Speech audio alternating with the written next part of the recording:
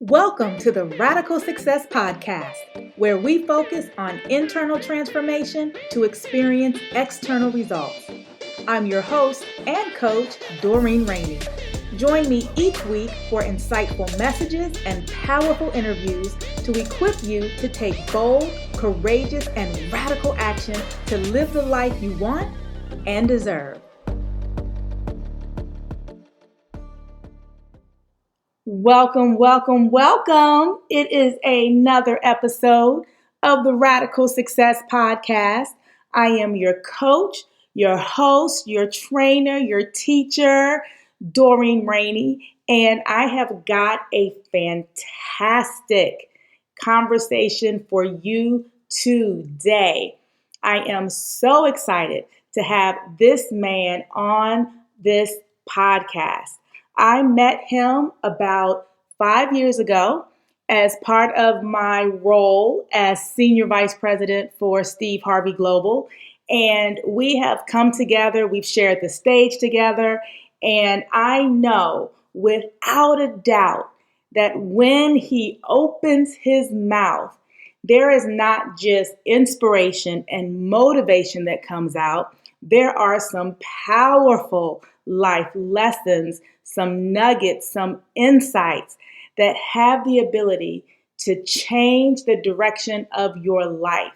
And everything that he says, every time I hear him speak or teach, I know that there is practical, real life application to what he talks about. And so before I bring him on, I just want to encourage you, if you haven't already, to connect with me on social media. Be sure to follow me on Instagram and Twitter. I am at Doreen Rainey. And you can also be a part of our Facebook group. And you can just go to facebook.com and search for Radical Success Tribe. I would love to continue to connect with you, to engage with you outside of this podcast, and following me on social, becoming a part of our radical community is just one of the ways that we can do that. And now I am excited to bring to you the acclaimed author, speaker, and life coach, Tim Storey. Let me tell you, he is well known for inspiring and motivating people of all walks of life, from entertainers to executives to celebrities and athletes to adults and children all across the world. He has traveled to 75 countries and has spoken to millions of people, inspiring them, equipping them, teaching them, coaching them how to live their utmost life. And his ability to listen and genuinely care for those he comes in contact with has led to a unique favorability among some of the most influential leaders of the world. He has been interviewed on Oprah Winfrey's Super Soul Sunday, and he's constantly featured on major media outlets. Please give a radical welcome to my good friend, my buddy, my special guest, Tim Storey. Woo! I tell you, I am so excited to have you on this podcast because what I know about you is your message, your calling, what you're out there doing in the world so aligns with what I believe and what I know my community needs in order to keep moving to that next level of success, whatever that looks like for them. And so I would love for you to just share a little bit about who you are and the type of work that you do and what your calling is all about. Yes, thank you very much. It's a privilege to be on with you. I think number one, all of us are definitely called. We're called, we're chosen to something, to a certain assignment. There was a great speaker that you know of that wrote books as well, Miles Monroe. Yes. He used to say, life without a purpose is just an experiment. So God doesn't want this just to be an experiment. So he puts his desire for your life in your heart even while you're in your mother's womb. So Doreen, we came out knowing that we were up to something. Yeah. And so being raised in a family that was lower income, that struggled. My father had a 10th grade education, mother 6th grade education. And at one point, we had 7 people in a 2-bedroom apartment. But it was an interesting thing. I was always thinking big in small places, that even though it was cramped and crowded, I was thinking beyond, like that my life was going to be special. And then later on in life, my 6th grade teacher started telling me about different biographies to read. I started reading about people like Michelangelo, Picasso, and I'd read about great people that have done phenomenal things in life, and expanded the way I looked at life. And then step by step, it went on from there. Yeah, and what you talk about is so important, and I don't want to kind of brush over. One, you had someone in your life that was guiding you and showing you in terms of those biographies. And then 2, you followed the lead that person was giving you. And so many times, especially in this podcast, we talk about your success is really your internal transformation producing external results. Okay, I love that. Wow.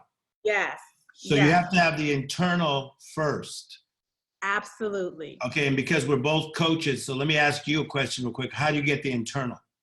So the internal transformation comes from first understanding what your mindset DNA is. Okay. So there are some things that we think, that we believe, that guide our actions. And we have to determine whether those beliefs, thought, that mindset is serving us or hindering us. Ooh, so good. So good. And once you decide those habits and mindset that's hindering you, then you have to begin to dig deeper and understand, where was that introduced to my life? Where did that come into play? And you talked about that teacher who gave you those books. What she did was she set your mindset on a path to think greater, to think positive. I like that. And I like that you even picked up on that. Mm-hmm. And you're exactly right. But I had to cooperate, as you just said, with what the teacher said. Yeah. And so, you could be the right person with the right path, but then you have to have the right partners, is what you're saying. Absolutely. And so I cooperated with what the teacher said, because, they just said, read these books. Mm-hmm. And I could have said no, but I cooperated. Right. And not only did you cooperate, but you decided that if you were going to cooperate, you might as well take a deep dive into it, not just kind of halfway doing it or halfway being in. And I think some of the biggest challenges that people have when it comes to getting to that next level or pursuing their goals is that they don't go all in. Yes, I like that. And Doreen, one of the things that I think we both would agree with is that we learn from education, but we also learn from observation. Mm-hmm. And so coming out of a lower income family, a lot of my growth came from observation and going to friends' houses and seeing how they did things, or spending the night at someone's house and seeing how they did things. And then I remember going to Disneyland when I was only 8, and my eyes got way wide open because I'd never seen, a place so clean. I'd never seen Mickey Mouse up close. And man, it just expanded my horizons like in one day. Right.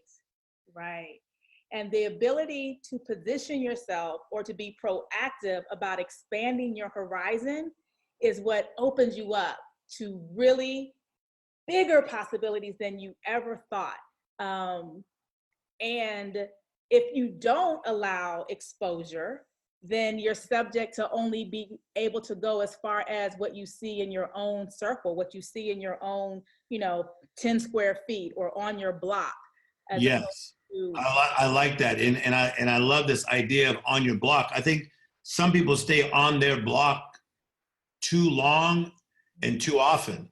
Right. And I remember, Doreen, even when I was in this area called Tomorrowland, they used to have like these, almost like a spaceship that would kind of turn. It was a ride. I mean, I was so young, but I was looking at that and I thought, how do they keep that thing up there? So my mind was already thinking, and then the It's a Small World After All. I thought, how do they make those little things? So I wasn't just being entertained. I was already, being that innovative, creative kid. Right. The wheels started turning. They were turning, boy. Observation. Yes.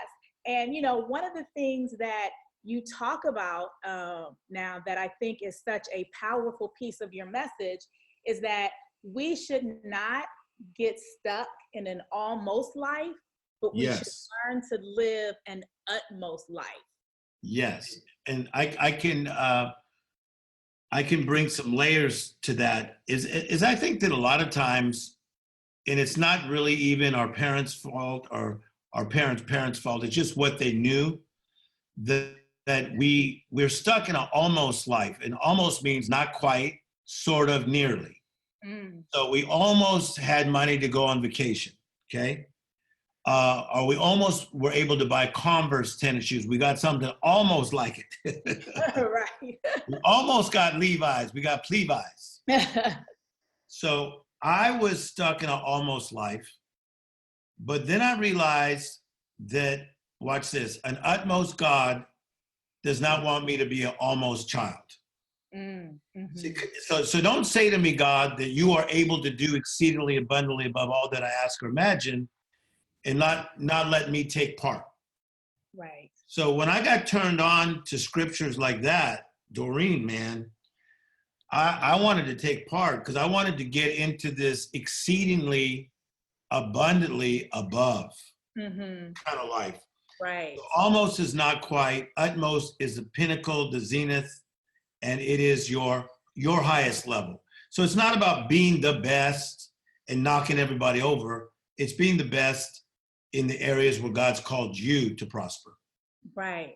And what I also think is interesting about an almost life is I think sometimes people have convinced themselves that almost is not that bad of a place to be. Right.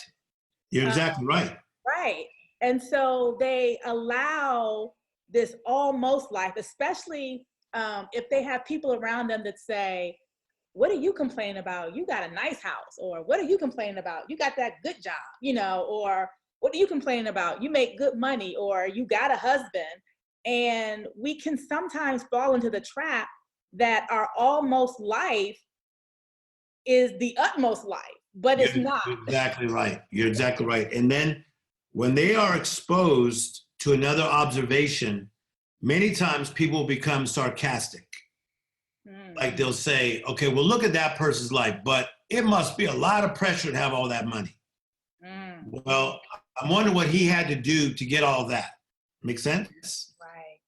So they begin to put down those that have decided to just emerge into the life that they were called to live. But here's the thing, Doreen, I find that when we silence the noise in our life, whether it be the TV or the radio or just all the channels going on in people's minds, when you are quiet enough, your spirit starts to talk to you and says, hey, let's stop being almost. Your spirit, your DNA, because you're made in the image of God, is screaming for you to be utmost. Okay, tell me how that's true in your life. You have to know that there are times in your life where your spirit was screaming for you to be utmost. Right. And what's interesting about those times, even as an entrepreneur, when you first start a business, or when I first started my business, there were some goals or milestones or things that I wanted to accomplish. But as I look back, and maybe some of the listeners can relate to this, you still kind of hedged your bets to play small. Yes, that's just right. In case it didn't quite all work out.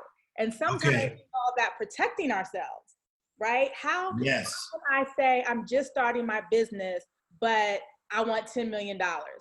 Sometimes we say, well, as long as I can, cover my bills, or I can leave my job, or I can just have enough to do X, then that's good. And we almost talk ourselves out of our utmost life. Yes. Okay. So I love what you're saying. So, everything that you're about is that you are not just inspiring, but you are educating and informing us that we can live this life of success by walking out these principles. Is that correct? Yes.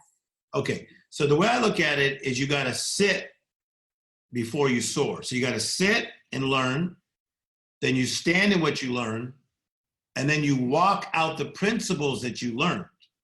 So you go from sitting to standing to walking to running. Running is passion. You have passion, I have passion. But you go from sitting to standing to walking to running, and then some of us decide that we can still soar. Right. You can't soar until you sit. Right. And what does sitting literally look like? If someone were to say, where am I in this process? Am I sitting? Am I walking? Am I soaring? What does it mean to sit? What does that look like? And then what is it? The sitting never stops. Mm-hmm. And so, like, for instance, Motown, which probably both of us were raised around, right? You were too? Yeah. Motown music? Yeah. Okay. So Motown is having their 60th anniversary. So I have been watching documentaries the last few days on the history of Motown. And so I am learning so much that I did not know of what Berry Gordy had to do to launch Motown and to sustain Motown. So even though I'm up to a lot of projects, I am constantly learning. So you got to sit and then you stand in what you have learned.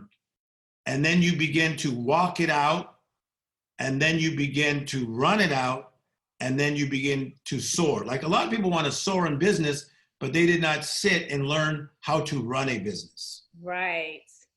Yes. Yes. Or they decided that they would learn it as they go, not paying attention to all that it cost them because they didn't take that time up front to just sit for a minute. Exactly. It's like anybody who goes on a cruise. If you've been on a lot of cruises, the last thing you want to do is go and have to listen to everything they say about the safety rules of what happens on a cruise. Right. So if you've been on a lot of cruises, and let's say if you've been on 20 cruises, you got to go in that area like a person who's been on a cruise for the first time. Right. Because a person that's been 20 times say, I just want to cruise. Right. So no, man, you got to sit, you got to stand, you got to walk, you got to run, and then some of us will soar. But can we talk about soaring just for a minute? Absolutely. See, Doreen, me and you believe in the supernatural soar. Right. So I'm not trying to get my soar on myself. Mm-hmm. I believe God's super on my natural is going to give me a supernatural soar. Right. So as I stay close to the source, which is God, then he can put his super on my natural. Yes.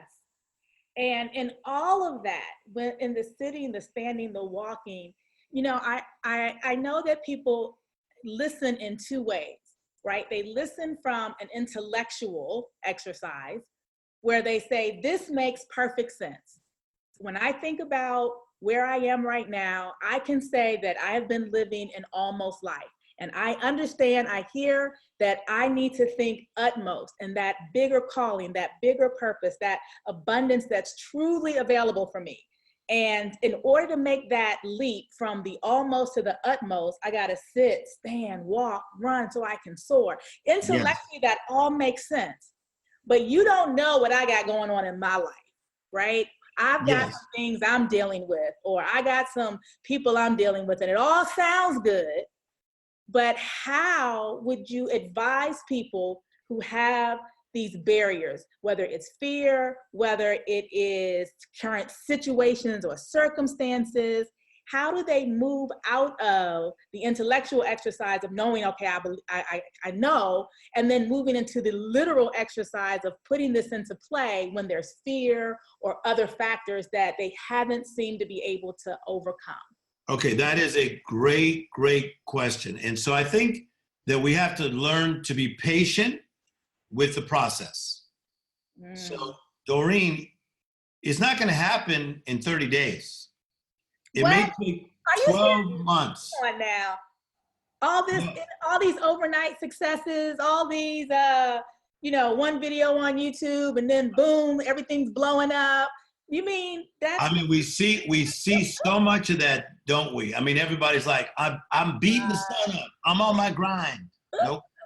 So let's say that somebody has been eating incorrectly, like for 15 years of their life. mm-hmm. You could have the best trainer. You could have the best nutritionist.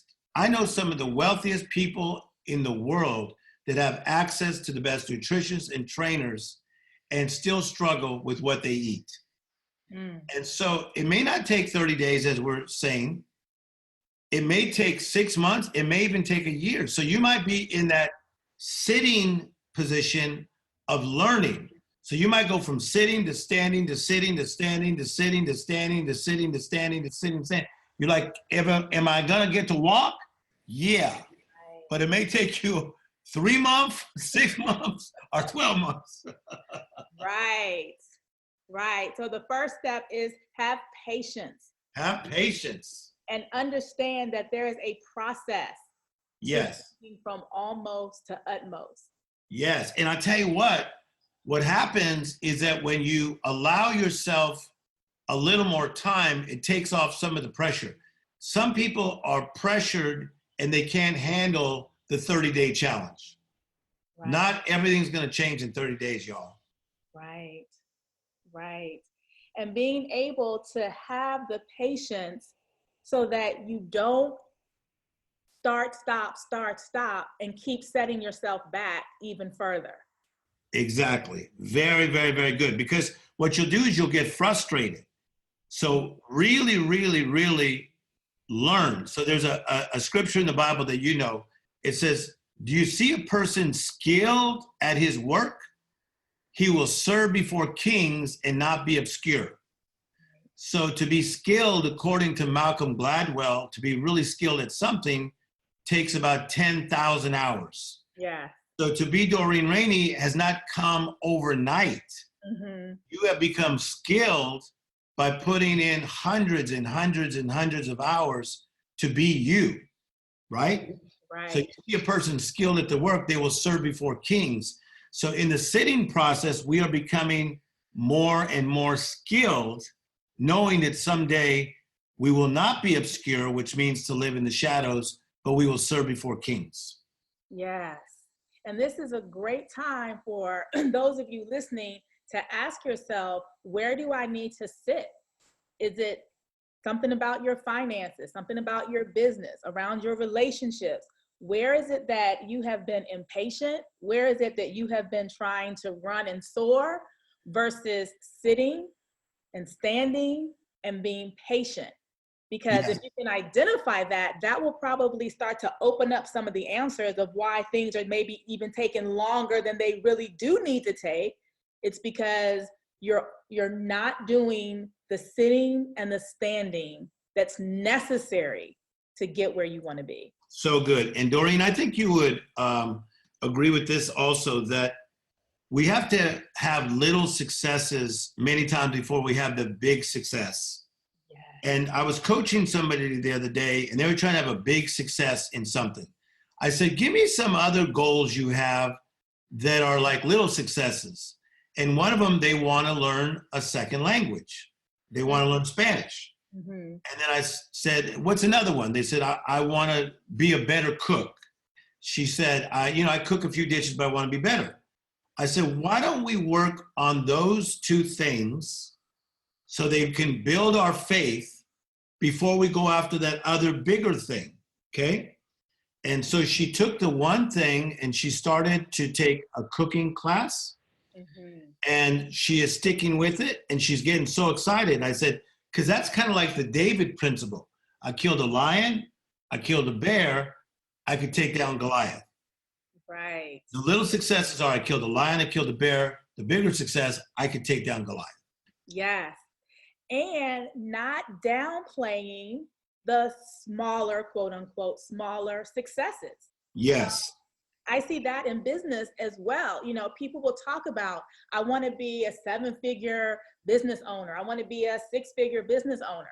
Well, before there's 7 or 6, there's 5. And before there's 5, there's 4 figures. And So before good. there's 4 figures, there's 3 figures. And I remember years ago, I used to sell a $27 product. And Yes. I would sell this product even when I was selling coaching programs that were thousands and thousands of dollars. But I will tell you, every time somebody bought that $27 product, I celebrated. I was like, because I can't get to $1 million. I can't get to 7 figures until I get through 6. I can't get through 6 until I get through 5. And so many times we discount, like, that's not enough. That's not big enough. I only did this, or it was just that. No, it is the stepping stone to get you to where you want to be. So good. So good. So good. And that stepping stone does what for us? It builds your confidence. It keeps you motivated. It teaches you lessons. You know, what you did to get that $27, maybe to tweak some things to get the 47, to get the 97. It's so many lessons as well as motivation and insights inside of those small wins. Okay, I really, really, really like it. And it builds your confidence. Mm-hmm. And you start to move with a whole new power and intent. Yes. And you start to make what I call power steps with power and intent, power and intent. Don't you feel like that way in this stage of your life? Absolutely. People always talk about the hustle, and I just redefine what hustle means for me. And that is focused, intentional action.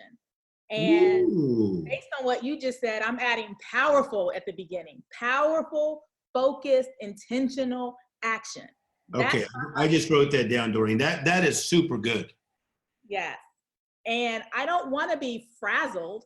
I don't want to be overwhelmed. I don't want to be jumping here, there, left, right, up, down. I don't want to be all over the place. I want to be moving forward and work with a sense of urgency and intensity, but I want it to be focused.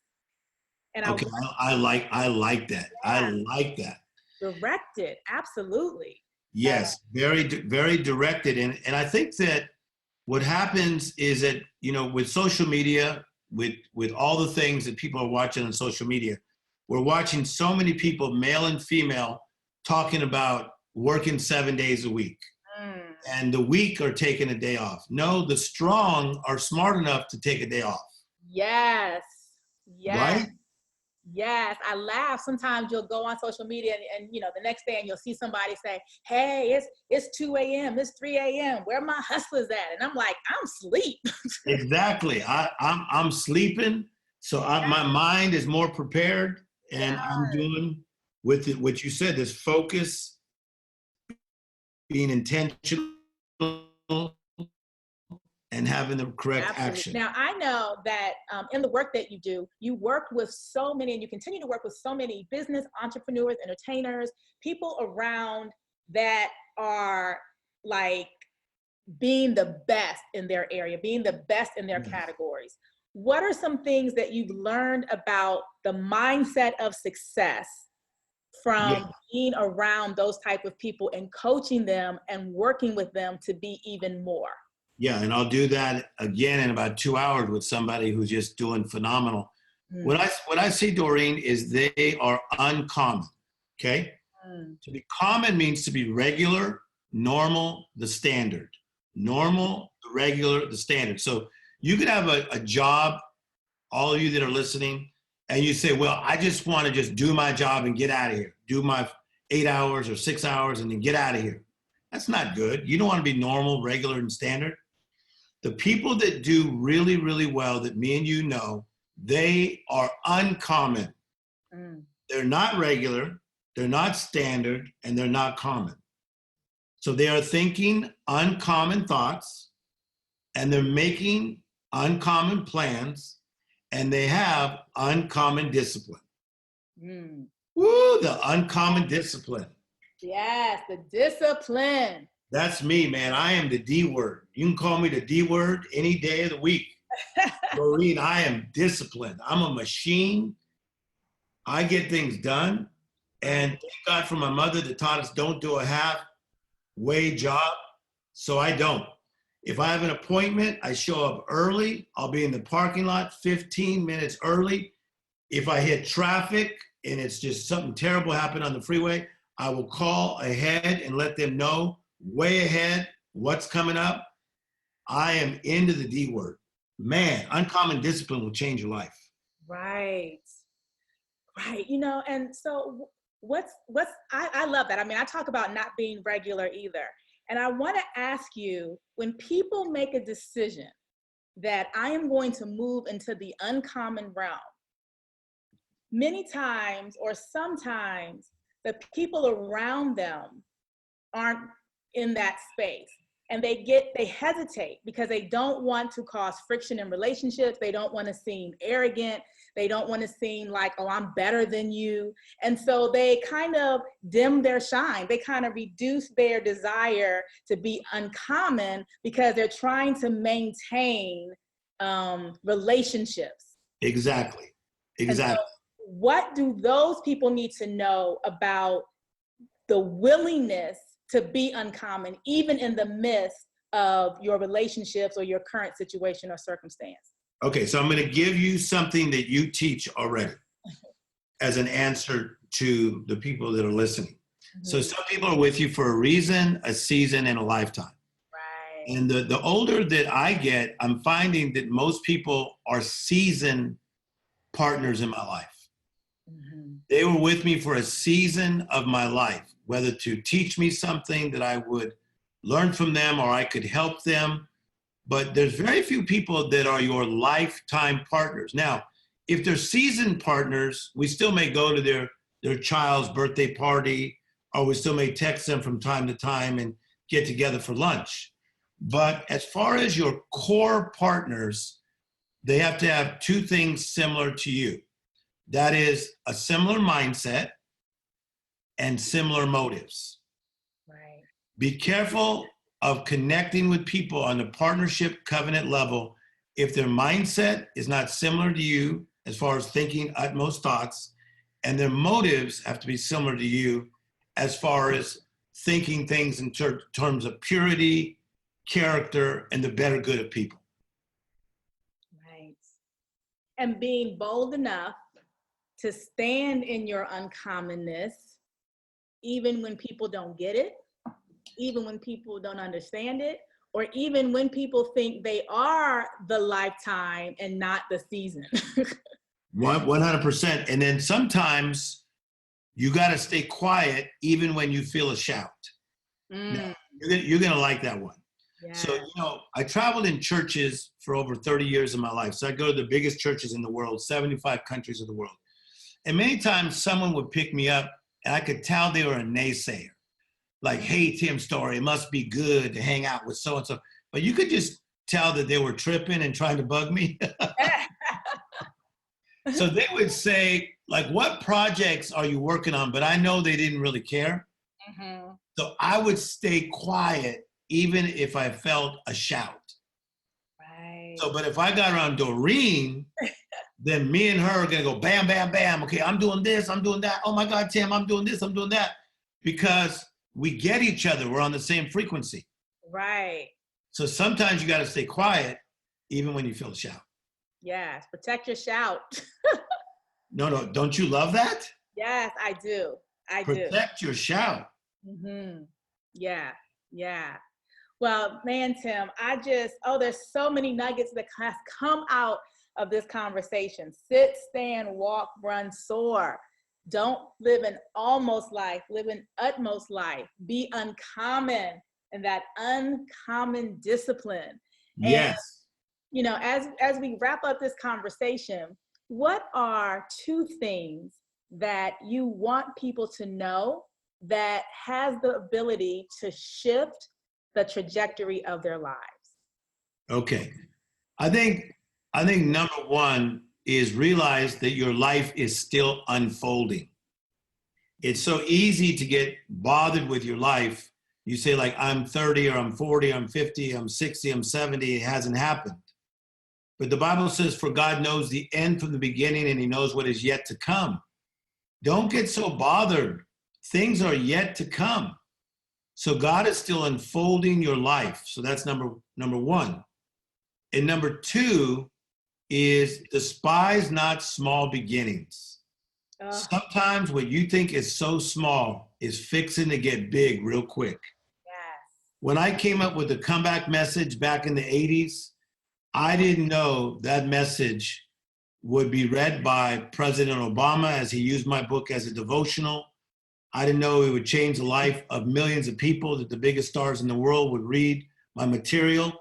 I did not know that the comeback book would get me on an Oprah Winfrey special. I was just coming up with a message on turning your setbacks to comebacks. Despise not small beginnings. Awesome. Well, Tim, how can people connect with you, get in touch with you, and what great things do you have going on right now? Yeah, just one thing I want to talk about just for a moment is I have a new app. Yes. And it's called Utmost. And you can just get that at iTunes. It's the Utmost app. It's only $1.99. So I literally have about $30,000 worth of product on there. It only costs you $1.99. Oh, I love it. Yeah, and every 2 weeks we put on more product. And the app, this is expensive for an app. The app costs us about $60,000 to make, just to make it. Wow. It only costs you $1.99, and it's become a best-selling app called Utmost, where I walk you through being utmost in every area of your life, physically, mentally, spiritually, financially.